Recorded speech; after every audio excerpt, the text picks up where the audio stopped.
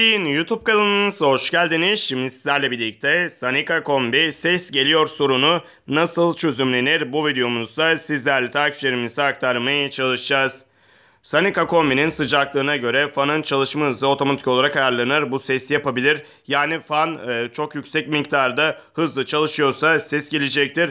Bir parça kırılmış olabilir bunun haricinde veya da yerinden sökülmüş çıkmıştır. Yani ses gelmesinin belli sebepleri ekranda size bahsettiğimizdir. Bunlara teker teker bakılması gerekiyor. Yani burada sesi fan mı çıkartıyor?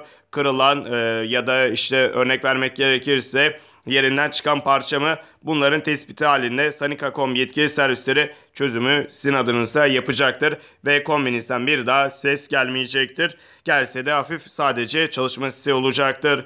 Videomuz bu kadardı. Umarım videomuzu beğenmişsinizdir. Videoyu beğendiyseniz aşağıdan beğen butonuna tıklamayı unutmayın. Kanalımıza abone değilseniz lütfen abone olun. Bir sonraki videomuzda görüşmek üzere. Hoşça kalın. Kendinize iyi bakın.